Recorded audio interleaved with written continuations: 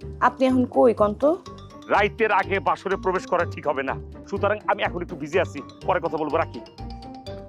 রাইত ছাড়া বাসর করা কি ঠিক হবে বলো? দিন দুপুরে বাসর করতে বলতেছি। মহিনে,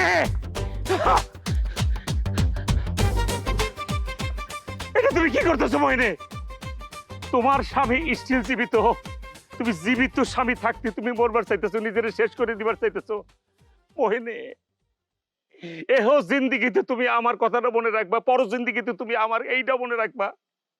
আমরা দুজন দুজনার রে, আমরা দুজন দুজনার, আমরা দুজন দুজনের জন্য যাবজ্জীবন থাকবো, একসাথে থাকবো। তুমি তুমি এটা কি করতেছো মনে? তুমি আমার আঘাত করলা। ও 1 মিনিট বউ, এখন যে কলটা আসছে আমি কি বলবো?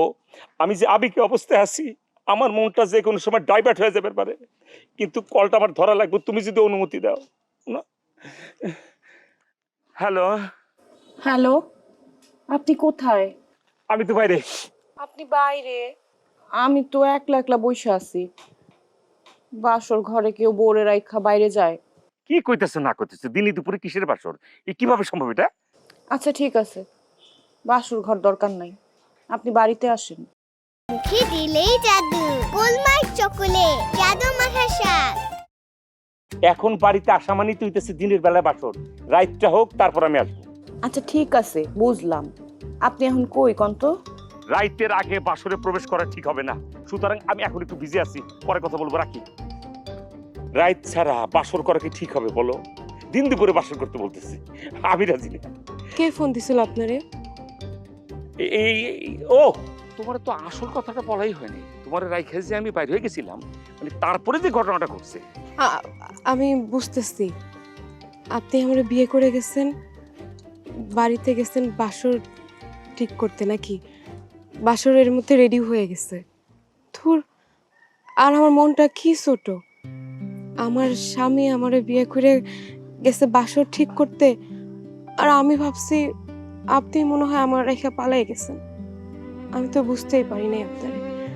ধুর, আমি ভুল বুঝছি। মনে রে, দেখছো দেখছো, এই যে বাসরের জন্য আবার কল দিতেছে।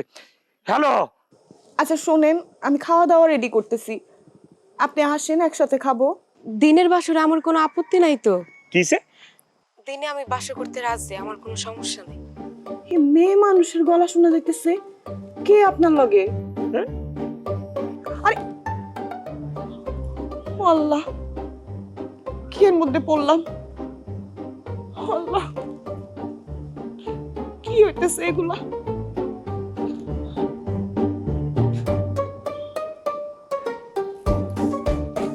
কি করছি আমি? আমার লগে কেন এরকম হইতেছে?